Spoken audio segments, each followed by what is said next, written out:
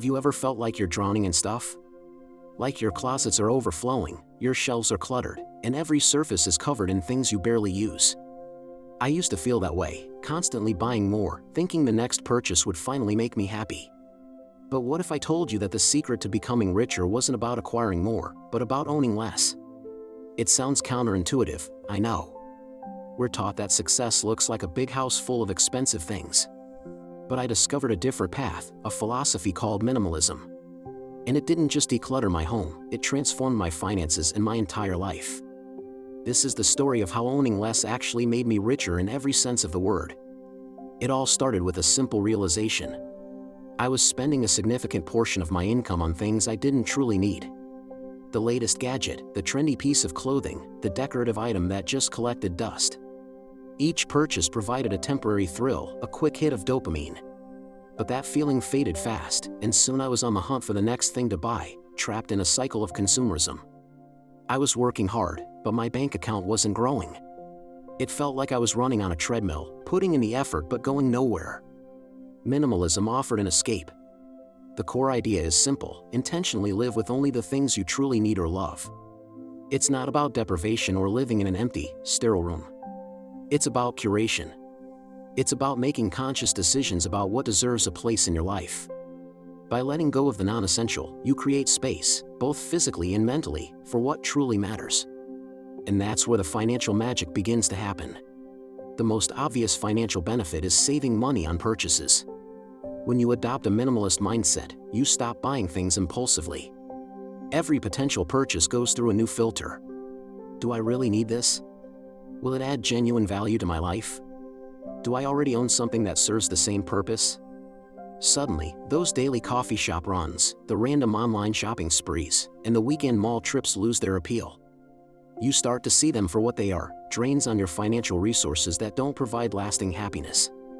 I started tracking my spending and was shocked to see how much money I was saving each month just by cutting out these mindless purchases. This saved money wasn't just a small bonus, it became a powerful tool. I could finally start building an emergency fund, pay down debt faster, and invest in my future. The money that used to disappear on clutter was now working for me, building a foundation for real financial freedom. But the financial benefits of minimalism go far beyond just buying less. Think about the hidden costs of ownership. Everything you own requires something from you: your time, your energy, and often, your money. More stuff means more to clean, more to organize, more to maintain, and more to repair. I used to spend entire weekends just managing my possessions. That's time I could have been spending with loved ones, learning a new skill, or even working on a side hustle to generate more income. By simplifying my environment, I reclaimed my time, which is our most valuable, non-renewable resource. Then there are the direct storage costs. Have you ever considered paying for a storage unit? It's a multi-billion-dollar industry built on our inability to let go of things we don't have room for. Even within your own home, space is a commodity.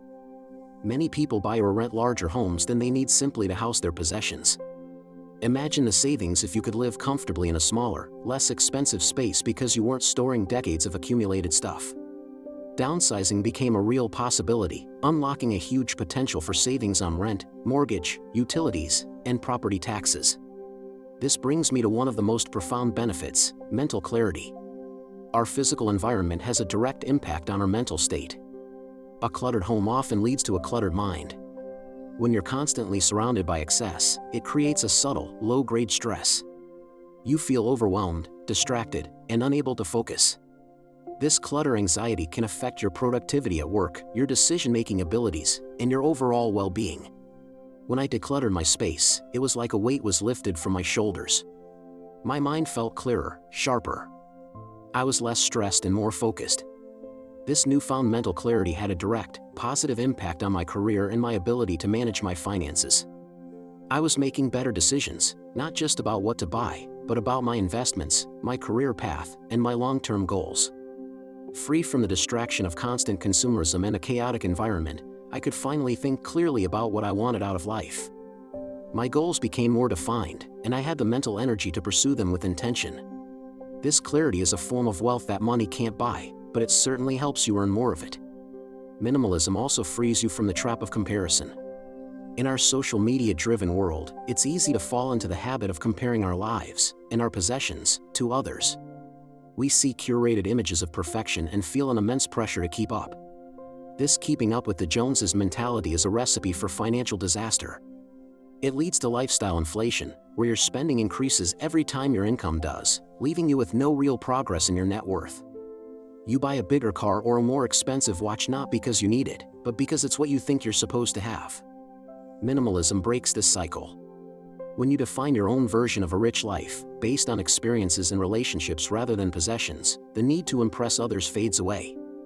You find contentment in what you have, rather than constantly craving what you don't. This shift in perspective is liberating. You're no longer playing a game you can't win. Instead, you're running your own race, at your own pace, towards your own goals. Your financial decisions become internally motivated, aligned with your values, not externally pressured by societal expectations. So, how does this all add up to being richer? First, there's the tangible wealth. The money saved from unnecessary purchases, the reduced living expenses, and the income from selling off unwanted items all contribute directly to your bottom line. This is money that can be invested, used to build a business, or saved for a comfortable retirement. But the richness I'm talking about is more holistic. It's the wealth of time you gain back to do what you love. It's the wealth of energy and focus that comes from a clear mind and a calm environment.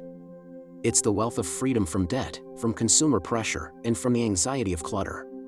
It's about building a life that is rich in experiences, not things. Instead of spending money on objects that depreciate in value, you can invest in travel, education, and quality time with the people who matter most. These are the investments that pay dividends in happiness and fulfillment for a lifetime. Getting started with minimalism doesn't have to be a drastic, all-or-nothing event. You can begin small. Start with one drawer, one closet, or one room. Ask yourself tough questions about each item. Have I used this in the last year? Would I buy this again today? Does this item support the life I want to live? Be patient with yourself. It took years to accumulate all that stuff. It will take time to mindfully let it go. The goal isn't perfection, it's progress. It's about shifting your mindset from one of mindless accumulation to one of conscious curation. The journey of minimalism taught me that true wealth isn't measured by what you own. It's measured by your freedom, your clarity, and your contentment. By letting go of the things that were weighing me down, I created space for my finances to flourish and for a richer, more meaningful life to take root. Owning less didn't just save me money, it made me rich. If you found this perspective helpful and want to learn more about building a wealthier, more intentional life, be sure to check out my channel, Financial Cake.